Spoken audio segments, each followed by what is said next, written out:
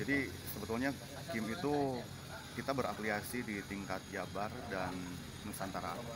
Kebetulan untuk Bandung Barat baru dibentuk, mungkin sebetulnya kegiatan kelompok informasi masyarakat itu sudah ada gitu, sudah tersebar, sudah ada. Cuman untuk memperkuat legitimasi, akhirnya SK Jaskominfo mengeluarkan tanggal 22 Juli. Dan kelompok informasi masyarakat sebetulnya punya tujuan untuk berbagi informasi terkait hal-hal yang sifatnya informatif, tetap yang sifatnya informatif antara sesama kelompok informasi masyarakat yang tersebar di beberapa kecamatan dan desa. Wadah kelompok informasi masyarakat pada umumnya sih Kak. Terkait adanya KIM, masyarakat dan pemerintah cukup mengapresiasi. Pada akhirnya saling membutuhkan, apalagi dengan teknologi hari ini, dengan modernisasi informasi itu cukup penting dan paling penting sekali. Jadi dengan habit yang memang makin kesini makin cukup luar biasa terkait informasi, terkait teknologi, ya sangat penting sekali sih sebetulnya. Dan apresiasi untuk di khususnya di Diskominfo dan di masyarakat, di teman-teman kelompok informasi masyarakat, kita alhamdulillah diterima. Untuk seluruh warga masyarakat Kabupaten Bandung Barat pada umumnya, mungkin teman-teman kelompok informasi masyarakat di sana tuh banyak sih sebenarnya. Ada kelompok tani, ada kelompok UMKM di sana, ada kelompok ekonomi kreatif. Kita bisa saling tukar informasi terkait perkembangan, terkait solutif apa yang akan apa yang akan dijadikan solusi itu terkait dengan kondisi pandemi hari ini lah. Jadi kurang lebih dengan kondisi hari ini kita bisa saling berbagi informasi terkait keadaan sesungguhnya di tempat masing-masing, di wilayah masing-masing, di ruang masing-masing. Adapun seperti aspirasi, masukan untuk pemerintah bisa diajukan ke KIM, dan nanti KIM bisa koordinasi dengan pemerintah. Karena pada dasarnya KIM merupakan mitra dari SKPD ataupun eksekutif legislatif di Bandung Barat. Kesulitan sih mungkin ada dari menyatukan suatu gagasan antara, kan di dalam KIM itu banyak kelompok-kelompok seperti kelompok tani, kelompok seni maupun yang lainnya banyak.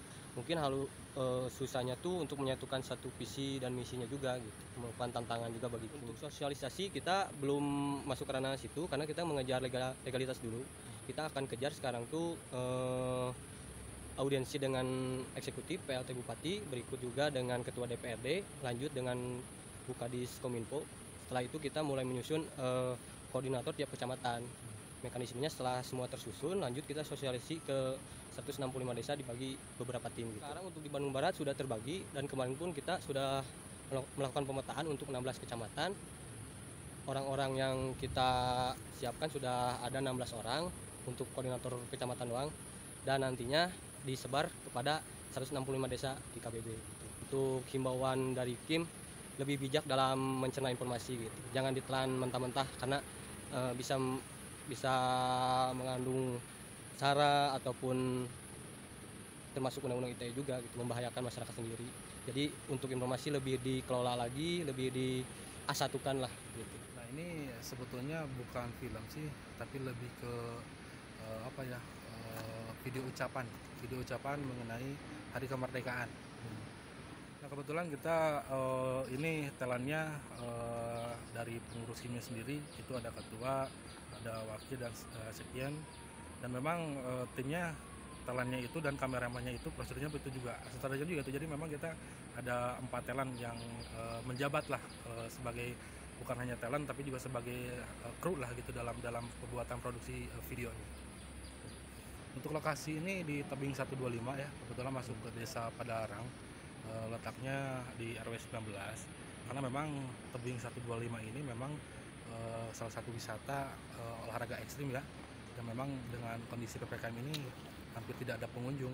Jadi kita memang mengenalkan atau memberi informasi juga tentang keadaan terkini Tebing 125. Ya motivasinya mengenai kemerdekaan lah gitu ya, bahwa memang dengan kondisi seperti ini kita juga harus bersabar, kita akan menang dengan pandemi ini. Sebetulnya ini sangat sulit sih, tapi memang menjadi tantangan juga buat kita, karena kita memang untuk kamera sendiri menggunakan handphone.